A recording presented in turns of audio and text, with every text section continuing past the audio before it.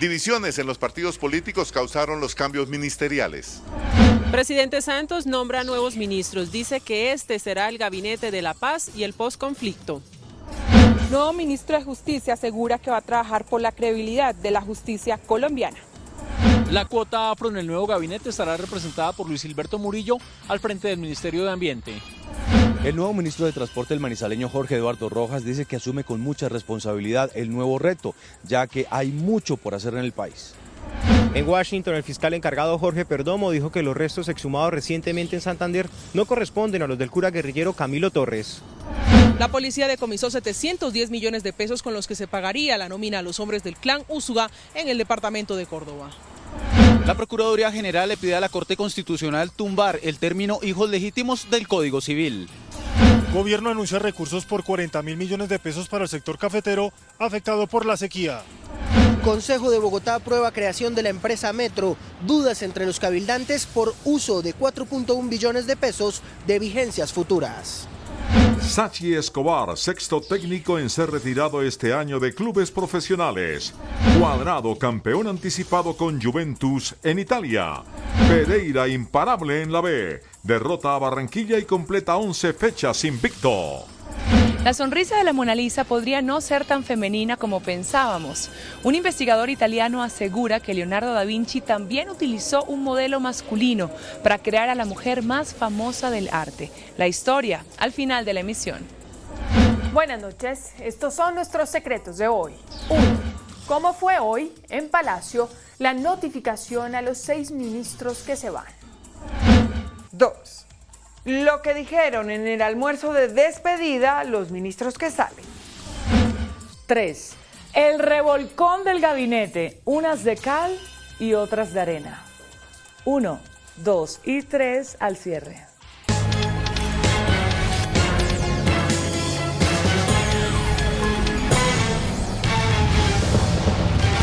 Buenas noches. Los cambios ministeriales provocaron divisiones dentro de los partidos políticos. Desde el Polo Democrático hasta el liberalismo, pasando por la Alianza Verde, se formaron fracciones a favor y en contra de la participación de sus respectivas colectividades en el gobierno del presidente Juan Manuel Santos.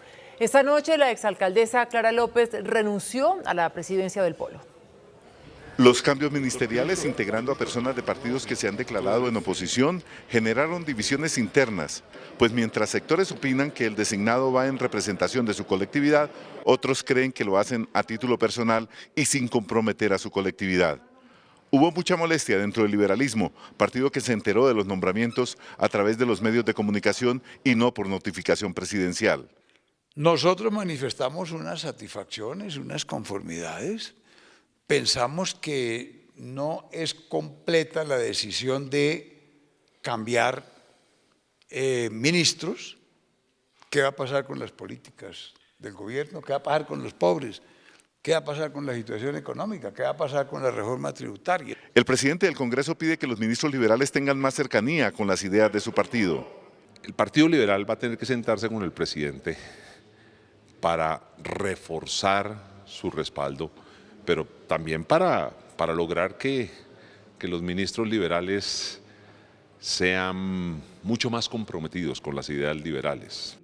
Mientras tanto, en la Alianza Verde, el partido de Jorge Londoño, el nuevo ministro de Justicia, se advierte que su participación es a título personal.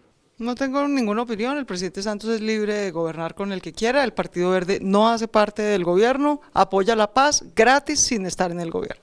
En el Polo Democrático, la aceptación de su presidente Clara López del Ministerio del Trabajo fue tomada también como una decisión personal porque ese partido seguirá haciendo oposición. Si decide aceptarlo, entonces que renuncie a la presidencia del partido, y se va pues a título personal o como le parezca, porque el Polo debe seguir siendo oposición al gobierno de Juan Manuel Santos. En Cambio Radical, que perdió el codiciado Ministerio del Transporte a manos de la U, hubo rumores de molestias que calmó su presidente.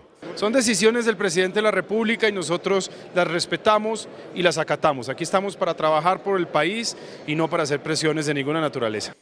Los uribistas criticaron los cambios. Esto es a un cambio politiquero, donde tenía que incluir al Partido Verde y al Polo Democrático. Pero el presidente se le olvidó lo técnico. Estos ministerios, señor presidente, es para hacer gobierno y para ejecutar las obras. En la U y el conservatismo, el silencio de sus dirigentes aprueban los cambios. Con 6 nuevos ministros, el presidente Juan Manuel Santos conformó lo que denominó el Gabinete de la Paz y el Postconflicto. El presidente Santos dijo que conforma este gabinete con personas de todas las regiones, de todas las tendencias políticas que representan esa diversidad. El presidente Santos dice que nombra a colombianos que independientemente hagan o no parte de la coalición del gobierno, le apuestan a la paz. Este es entonces el gabinete de la paz, el gabinete del posconflicto, el gabinete de la lucha por la equidad, por el empleo, por la prosperidad. Los cambios son los siguientes. En el Ministerio de Justicia sale Yesid Reyes del Partido Liberal y entra Jorge Londoño del Partido Verde. Ministerio de Trabajo estaba Luis Eduardo Garzón, entra Clara López del Polo Democrático. Ministerio de Transporte sale Natalia Abello del Partido Cambio Radical y entra Jorge Rojas del Partido de la U. Ministerio de Comercio sale Cecilia Álvarez del Partido de la U y entra María Claudia Lacouture, también del Partido de la U. Ministerio de Vivienda sale Luis Felipe Henao del Partido Cambio Radical y entra Elsa Noguera, también de Cambio Radical. Finalmente, en Ministerio de Ambiente sale Gabriel Vallejo del Partido de la U e ingresa la cuota afro con Luis Gilberto Murillo del Partido Cambio Radical. El ministro consejero Rafael Pardo quedará encargado del Ministerio de la Presidencia, que a propósito volverá a ser lo que era antes, la Secretaría General de la Presidencia. El resto de ministros quedan ratificados. El presidente Santos dijo que en la Casa de Nariño se harán modificaciones en su estructura y también de nombres que en su momento anunciará. Hoy también se conoció que en horas de la noche la que era ministra de la Presidencia, María Lorena Gutiérrez, se reunió con el presidente Juan Manuel Santos en la Casa de Nariño. El designado ministro de Justicia, Jorge Londoño, dijo que sus objetivos en esta cartera serán trabajar por la paz y el mejoramiento en el servicio en los despachos judiciales. Eduardo Londoño, el nuevo ministro de Justicia designado, tiene muy claro cuáles son las metas que quiere cumplir en su nuevo cargo.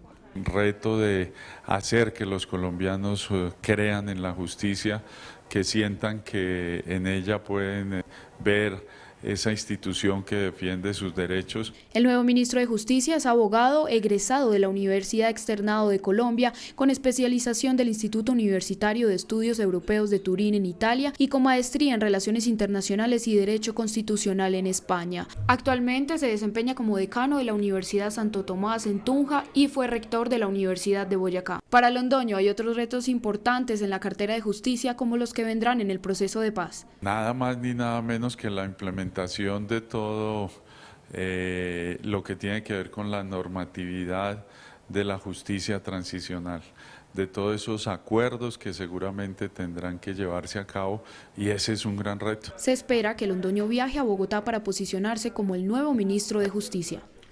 La cuota afro del nuevo gabinete está representada en Luis Gilberto Murillo, quien asume como ministro de Ambiente en reemplazo de Gabriel Vallejo. El nuevo ministro estudió Ingeniería de Minas en Rusia y trabajó en temas ambientales en la alcaldía de Antanas Mocus. En 2011 fue elegido gobernador del Chocó y en 2012 el Consejo de Estado anuló la elección cuando fue condenado por hechos ocurridos en el pasado. Murillo deberá solucionar, entre otros temas, los conflictos ambientales generados por minería. Muy complacido de poder servirle al país desde esta nueva posición. La Asociación de Corporaciones Autónomas señaló otros de los retos del nuevo funcionario. El gobierno, a través del ministerio y a través de la Autoridad Nacional de Licencias Ambientales, pues tiene que seguir fortaleciendo esa articulación con las corporaciones autónomas regionales para poder traer esa realidad nacional, regional, que conocen las corporaciones autónomas regionales por su experticia y por su conocimiento del territorio, a esas decisiones que se toman. El ministro Murillo también deberá trabajar para que Colombia cumpla los compromisos ambientales adquiridos en cumbres internacionales. El nuevo ministro de Transporte, Jorge Rojas, aseguró que su objetivo será el de afianzar el trabajo que se viene haciendo en infraestructura. El nuevo ministro de Transporte fue concejal de Manizales, secretario de Obras Públicas y recientemente alcalde de la ciudad en el periodo pasado. Ahora dice que es todo un reto asumir la cartera de transporte, pero que espera cumplirle al país. Yo sé que esta es una cartera muy importante. Primero, todo el agradecimiento al señor presidente. Estoy listo para trabajar por este país y por el gobierno del señor presidente para que la infraestructura de Colombia cada vez sea mejor, cada vez sea más moderna y pueda jalonar a este país. Manifiesta que espera aportarle muchísimo al desarrollo vial del país y sobre todo ahora en el posconflicto. Lo que hay que hacer es impulsar, ejecutar muy bien todas estas 4 Gs, todos los proyectos regionales, todo el tema aeroportuario que se está ejecutando, haciendo las cosas con transparencia como se vienen haciendo, continuando un muy buen trabajo. Yo creo que podemos entregarle al país una infraestructura perfecta para los años venideros. Viajará este martes a Bogotá para ponerse al servicio del presidente de la República y comenzar a trabajar por las prioridades del país en materia de vías y transporte. El presidente del Consejo Gremial, Santiago Montenegro, y empresarios de diferentes sectores de la economía reaccionaron frente a la designación de nuevos ministros por parte del presidente Santos. Para el sector de la construcción, mantener el ritmo de ejecución debe ser la prioridad de la nueva ministra de Vivienda, Elsa Noguera. No nos olvidemos que para lo que resta del cuatrenio del gobierno del presidente Santos hay 300.000 subsidios para ejecutar. Y para ella en este momento también darle continuidad al tema del agua, al agua de llevar a los municipios y a todas las regiones donde se está necesitando el agua. Es una labor que lo que ella necesite va a contar con nuestro apoyo. Según Analdex, a María Claudia Lacuti le espera la reactivación de las exportaciones en el Ministerio de Comercio. A pesar de que tenemos tasa de cambio, los mercados tradicionales aquí de la región están muy golpeados y el reto es ver cómo conquistamos nuevos mercados. Los fondos de pensiones celebraron la designación de Clara López como ministra de Trabajo y no les preocupa que venga de un partido de oposición. Yo creo que los problemas de la seguridad social en Colombia no son ideológicos, creo que son ante todo técnicos y operativos. A eso hay que invertirle mucho esfuerzo y mucha dedicación y yo creo que la doctora Clara López está muy capacitada para hacerlo. La informalidad en el sector transporte es uno de los puntos que el ministro de esta cartera, Jorge Rojas, deberá atacar. Pedimos solamente que nos preste mucha atención al sector de la carga por carretera, en cosas como vitales como la chatarrización. En materia de formalidad en el sector, la formalidad y su negativo que la informalidad está golpeando muy fuertemente al sector.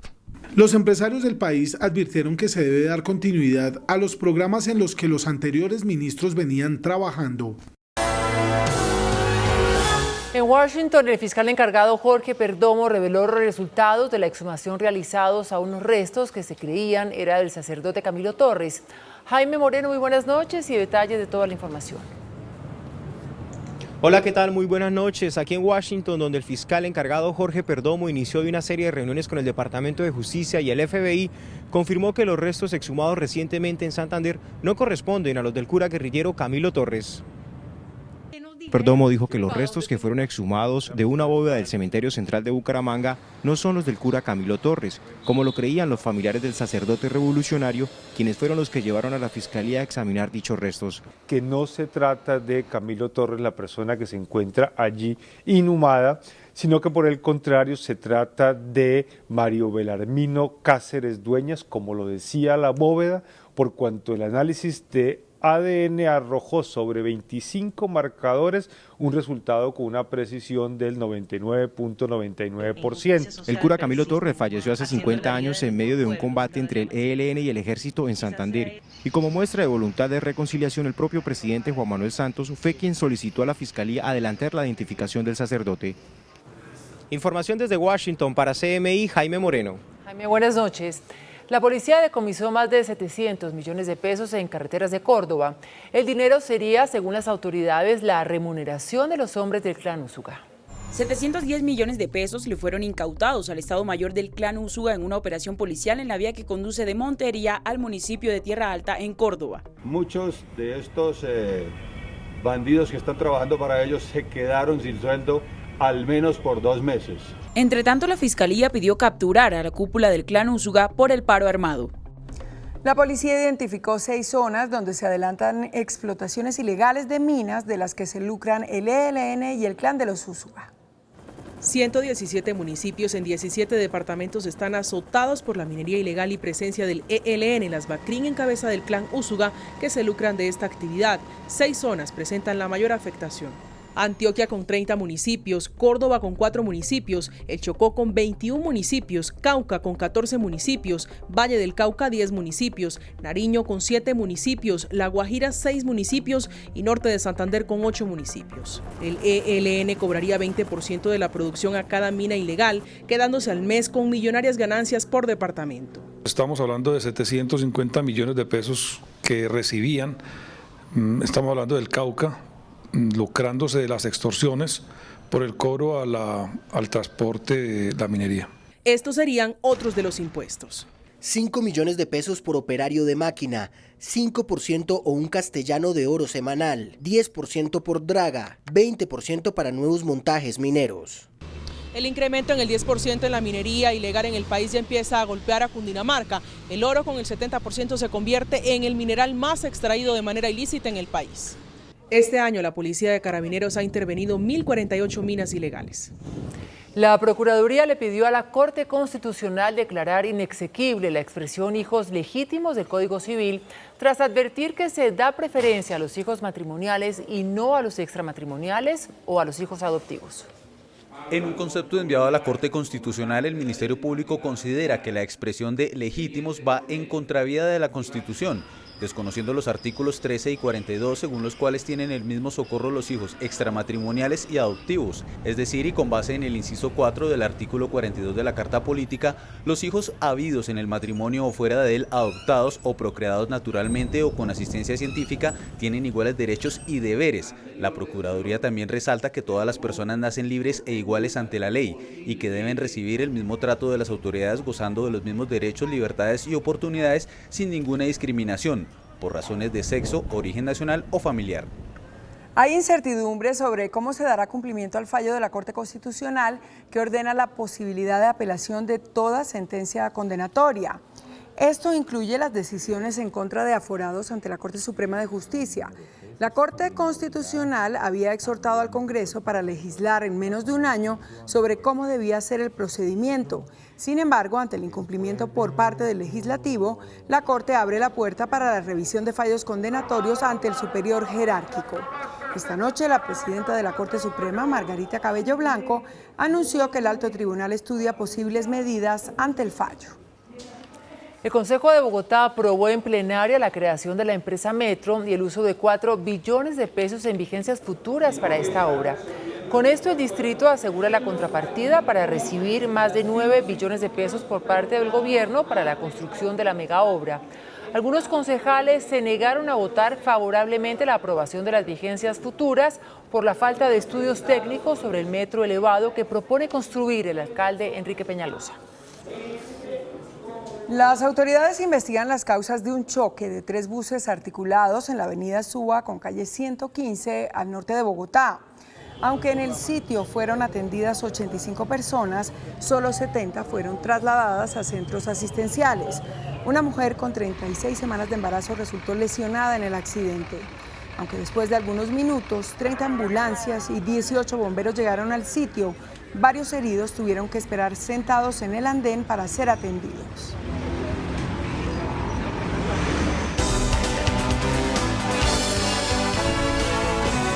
El ministro de Hacienda, Mauricio Cárdenas, anunció la destinación de 40.000 millones de pesos para los cafeteros afectados por el fenómeno del Niño.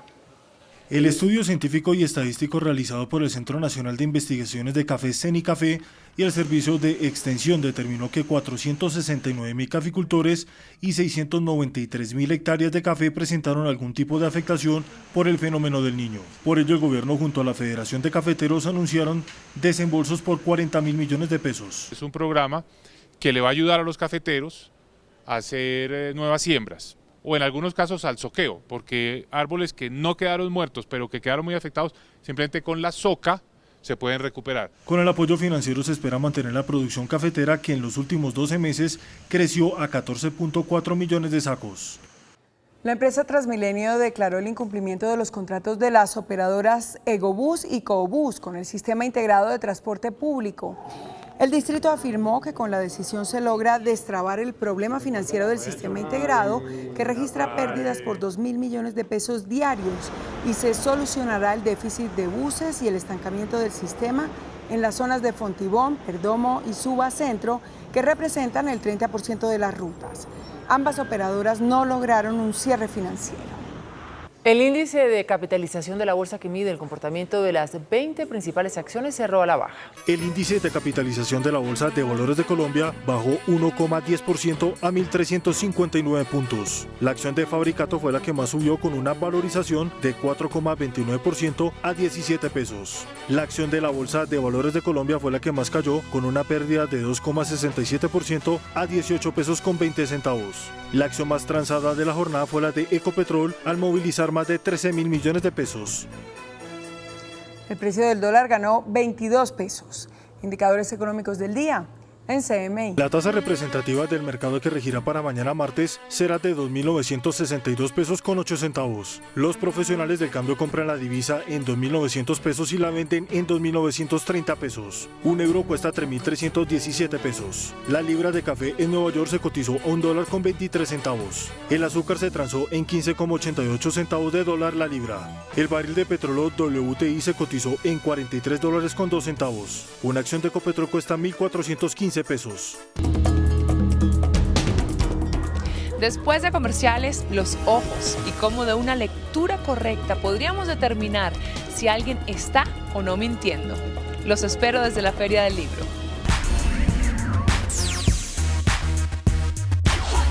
Hola, muy buenas noches. Hoy los saludo desde el stand de la Corporación Escuela de Artes y Letras en la Feria del Libro. Y como verán, estoy rodeada de ojos, porque hoy vamos a hablar de este órgano del cuerpo y cómo con una lectura adecuada podemos determinar si una persona está mintiendo o no. Para los más observadores, el lenguaje corporal puede indicar cuando un interlocutor está mintiendo. Cuando está bajo la mentira hay un cambio actitudinal. ¿En qué? En el tono de la voz, en la mirada, en la posición de las manos, o puede haber temblor, sudoración. Bajo la premisa de que los ojos no mienten y que son el reflejo del alma, el mismo equipo de científicos estadounidenses que inventó el polígrafo desarrolló una nueva tecnología, el Eye Detect. Consiste en que un escáner óptico, a través de un escáner óptico, el Eye Detect va a verificar la dilatación de la pupila, el enfoque de la mirada y el número de parpadeos que se tienen cuando estamos respondiendo a las preguntas. A través de ese análisis, algoritmos van a calificar y van a determinar qué porcentaje de confiabilidad se tiene en cada respuesta. Esta tecnología identifica el engaño mediante el análisis del comportamiento del ojo, mientras que el polígrafo tradicional mide los cambios en el sistema nervioso. Ambos tienen el 85% de confiabilidad. En la actualidad, este detector oculomotor del engaño es usado en varios países, incluyendo Colombia, para el proceso de selección de personal. ¿Y qué podemos aprender de este equipo para nuestra vida cotidiana? Que estos son indicios de que no nos están diciendo la verdad. 1. Demasiados parpadeos o movimientos bruscos. 2. Exceso de fijación, es decir, mantener la visión fija en un punto más tiempo de lo normal. 3. Cambio del tamaño de las pupilas. Un investigador italiano que se ha obsesionado con la Mona Lisa aseguró que, según sus investigaciones, Leonardo da Vinci no solamente utilizó a una modelo mujer, sino también a un hombre para crear su obra más célebre. Silvano Vicenti es actualmente el director del Comité Nacional para la Promoción del Patrimonio Histórico y Cultural de Italia.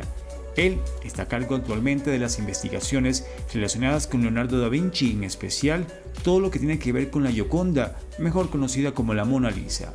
Hoy, este experto en arte halló nuevas pruebas relacionadas con el que podría ser la pintura más famosa del mundo.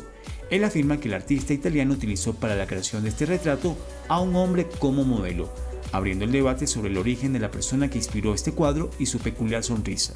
El año pasado Vicenti anunció que había encontrado el cuerpo de Lisa Gherardini, quien fue la mujer a la que Da Vinci le hizo el retrato. Luego de un exhaustivo trabajo de investigación, donde se utilizó la tecnología más avanzada, se estableció que Leonardo contrató a Gian Giacomo Caprotti, un hombre que trabajaba como modelo en aquella época. Por medio de luces infrarrojas empleadas en la pintura, se descubrió que habían varias capas de trazos en las que la mujer no estaba sonriendo. Al compararlas con otros retratos de Da Vinci donde el hombre posó, se estableció que había cierta similitud en su sonrisa y la de la Mona Lisa. Esta teoría revela además que la utilización de un hombre en la pintura se dio principalmente para complacer los gustos personales del esposo de Lisa Geraldini, quien no estaba satisfecho con la sonrisa de su esposa. El clasicismo se convirtió en la inspiración de una diseñadora bumanguesa que presentó su colección en Bogotá. Los hombros descubiertos y los boleros fueron el fuerte de esta propuesta que exalta lo femenino. Inspirada en el sentido más puro del amor y en las connotaciones que de él se desprenden, llega esta colección creada para la mujer alegre, divertida y arriesgada a la hora de vestir. En esta colección los estampados digamos que nos conectan con el mensaje amor, amor. Tenemos presente las flores que pues obviamente nos recuerda siempre el amor. Siluetas sueltas en chifones y sedas, mezcla de texturas y de colores, encarna el romanticismo de este sentimiento como el protagonista de la colección. Obviamente el rojo, que es el color principal en el amor, pero además de eso vamos a ver una gama amplia de colores. El escote Bardot llegó para quedarse en este 2016 y vamos a ver boleros también en blusas, en vestidos, en faldas, en diferentes formas. Me despido desde la Feria del Libro, acompañada de Pinocho, porque hoy estuvimos tras la pista de las señales físicas de la mentira. Ojalá y fuera tan fácil con los demás como lo es con Pinocho. Y así les deseo una excelente noche y nosotros nos vemos mañana. Chao. Después de la pausa, nuestros secretos de hoy. 1. ¿Cómo fue hoy en Palacio la notificación a los 6 ministros que se... 2. Lo que dijeron en el almuerzo de despedida los ministros que salen. Es el revolcón del gabinete, unas de cal y otras de arena. 1, 2 y 3 después de comerciales.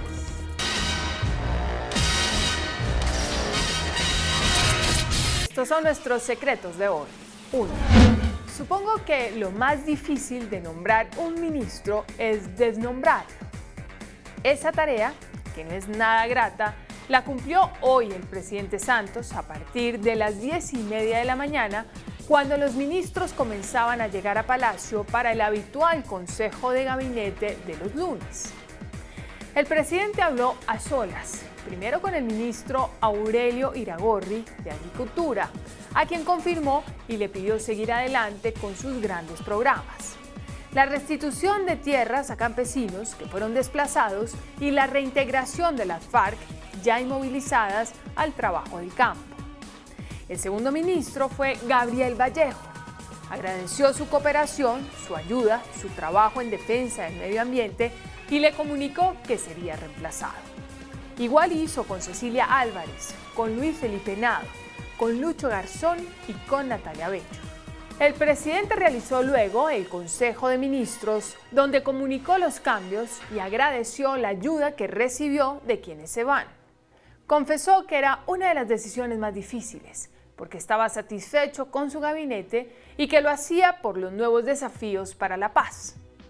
En la reunión del gabinete, algunos de sus integrantes recibieron sorprendidos la noticia y, por supuesto, con gran satisfacción los confirmados.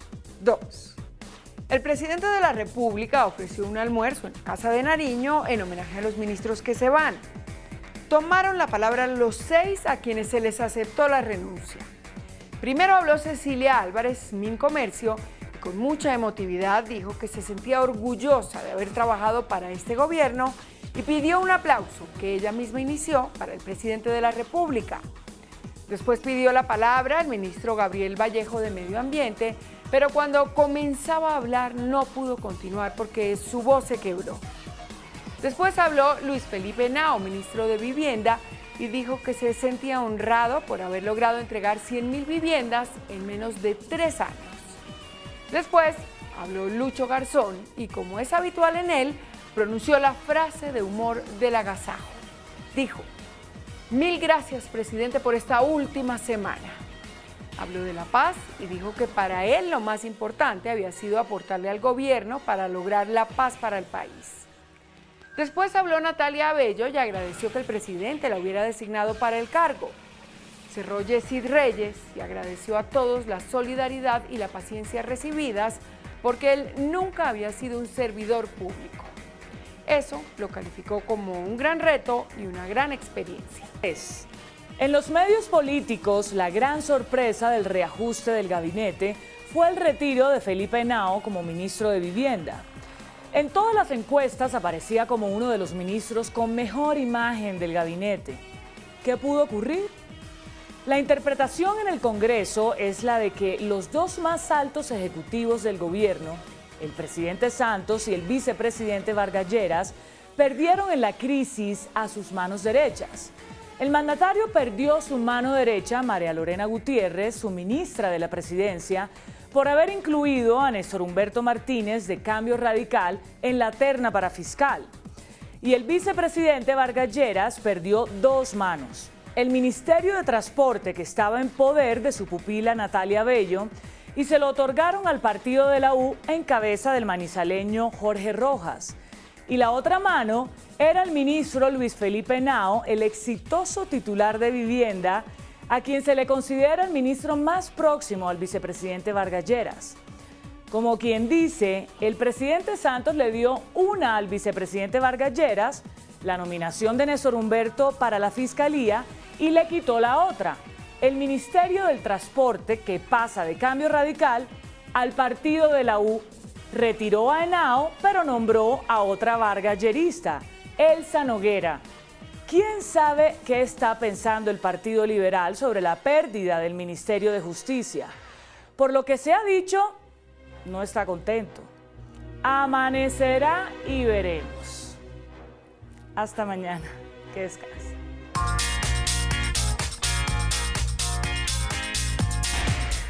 Claudia López, senadora del Partido Verde, habló en Pregunta Yamit sobre su libro Adiós a las FARC. ¿Y ahora qué? ¿Cuál es su percepción de los planteamientos de la senadora sobre las FARC y el posconflicto? 40% muy buenos, 19% buenos, 11% regulares, 30% malos.